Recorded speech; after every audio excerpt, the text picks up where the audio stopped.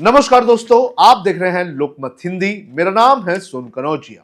Inside story में आज हम बात करेंगे महाराष्ट्र की सत्ता की कुर्सी पर सिंहासन महायुति के दो बड़े नेताओं के बयानों की। इन नेताओं के इन बयानों ने किस तरह से महाराष्ट्र के वोटर्स की इंसल्ट की है, इसके बारे में आपको बताऊंगा। सबसे पहले मैं आपको दिखाता हूं वो वीडियो जो इन दोनों नेताओं के बयानों के सोशल मीडिया पर वायरल हो रहे हैं। एक ये कह रहा है कि मैं वोटर्स का नौकर नहीं हूं, और दूसरा तो वोटर्स की तुलना जो है वो वैश्याओं से कर दे रहा है। देखिए आप ये दोनों वीडियो। तुम्ही मत दिली म्हणजे माझे मालक नाही झाला। फक्त दारू, मटन, पैसे, अरे 2-2 हजार दिले, 2-2 हजार, 5 हजार।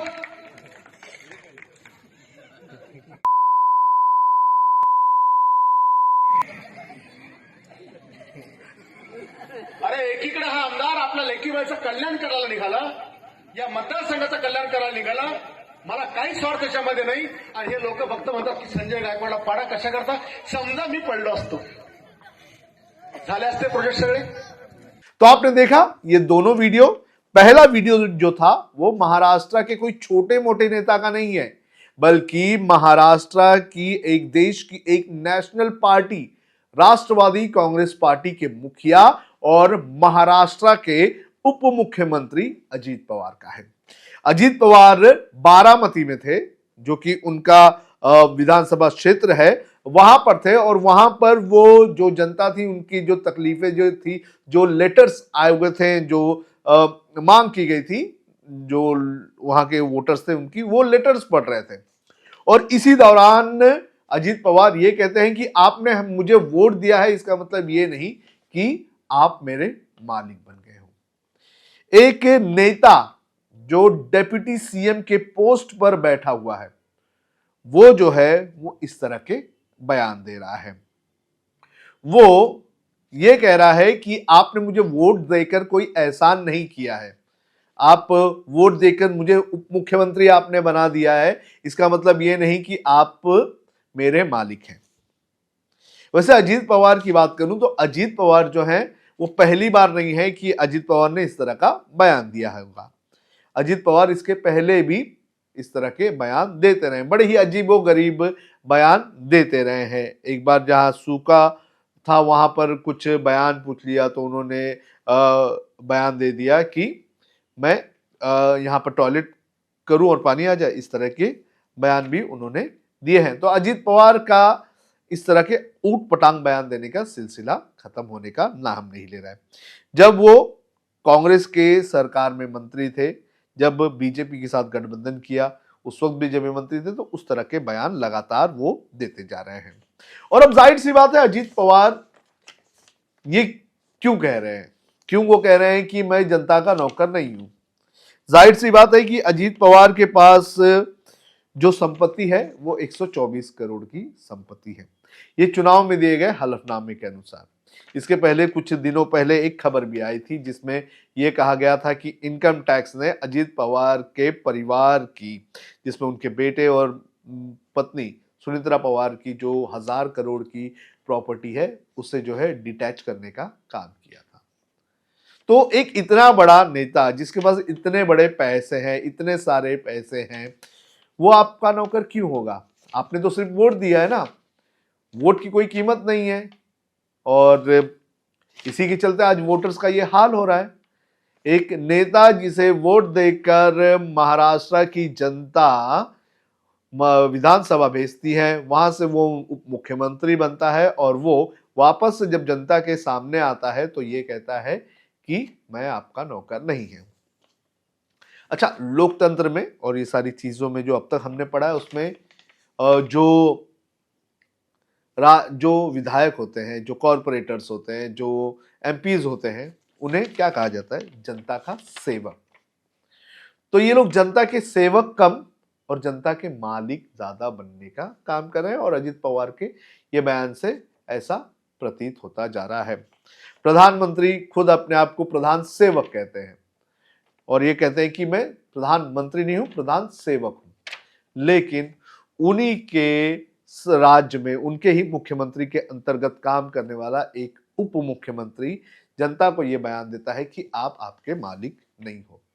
लोकतंत्र में जनता ही मालिक होती है, लगता है अजीत पवार ये भूल चुके हैं। अब बात करते हैं संजय गायकवाड़ की। वैसे संजय गायकवाड़ भी काफी विवादित नेता रहे हैं।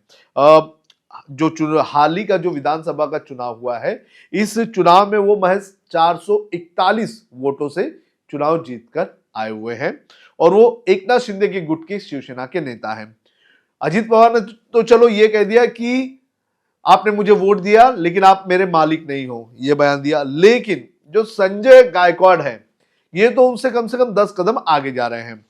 वो अपने हार का गुस्सा निकालते हुए जो वोटर्स हैं उन्हें वैश्याओं से काउंट कर रहे हैं, यानी कि उनका की तुलना जो है वो वैश्याओं से कर दे रहे हैं। एक कार्यक्रम में अपने चुनावी क्षेत्र में एक जनसभा में वो संबोधित कर रहे थे अपने कार्यकर्ताओं को। संजय गायकवाड़ ने कहा कि आप लोग को सिर्फ शराब, मटन, पैसा और 2-2 हजार रुपए दो, आप बिक जाएंगे। आप लोगों से अच्छे तो वैश्याएं हैं।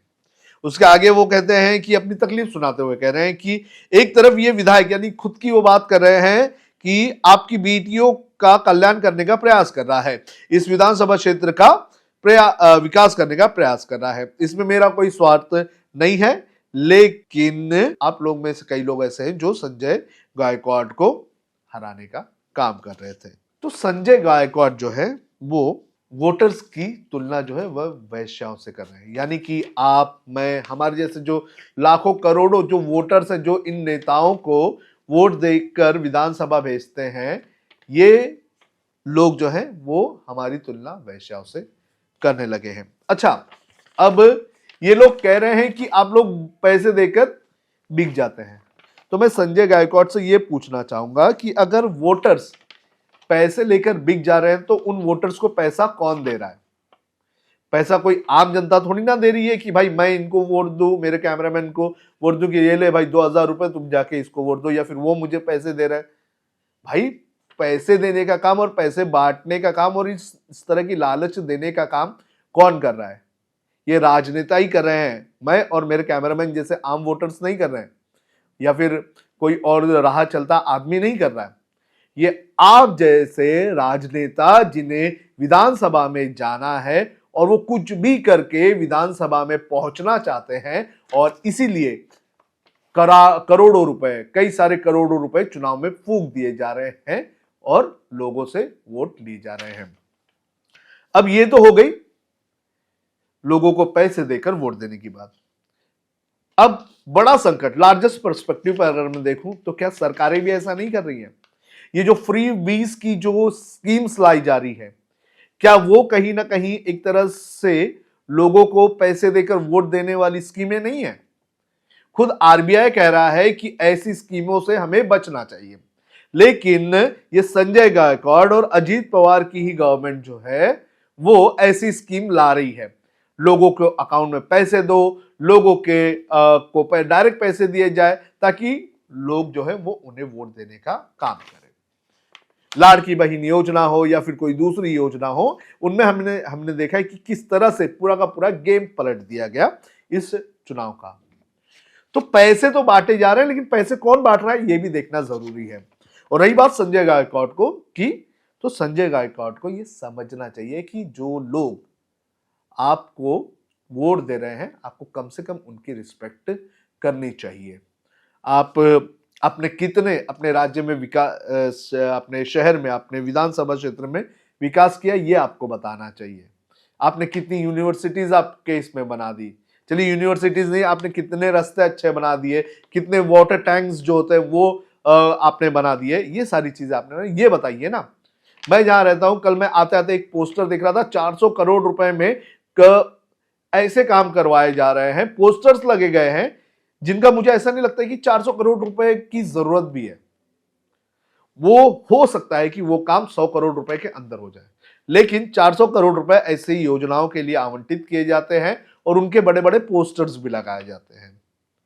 तो पैसे की अगर बात करें तो पैसे जो है वो खींचे जा रहे हैं, सरकार से खींचे जा रहे हैं, सरकार से नेता ले रहे हैं और नेता जो है वो वोट मांगने के लिए बाद में जनता को बांट रहे हैं। और इन्हीं सारे चक्करों में जो मिडिल क्लास है वो दबता जा रहा है, वो परेशान हो रहा है। मिडिल क्लास को किसी भी प्रकार की राहत नहीं मिल रही है।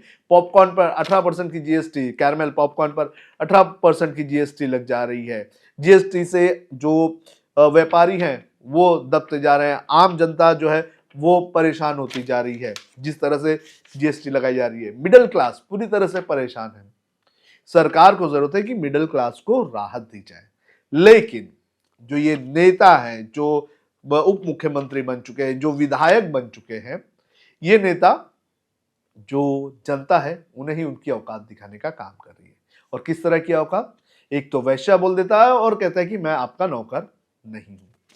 तो ऐसे नेताओं के साथ क्या करना चाहिए, ये आपको सोचना जरूरी है। और सबसे बड़ी बात, इन दोनों नेताओं के बयानों से सबसे बड़ी बात यह निकल के आती है कि जो लोग जो सरकारी स्कीम्स का फायदा उठाने की, डायरेक्ट पैसे हमारे अकाउंट में गए, लाइन में लगकर जो औरतें हैं, महिलाएं हैं, जो लाइन में लगकर पैसे लेने की होड़ में लग चुकी थी, जो लोग हैं जो वोट के लिए 5-5 हजार रुपए में, 6-6 हजार रुपए में बिक जा रहे हैं, ये उन सभी लोगों को एक तरह से उनकी औकात दिखाने का काम किया गया है।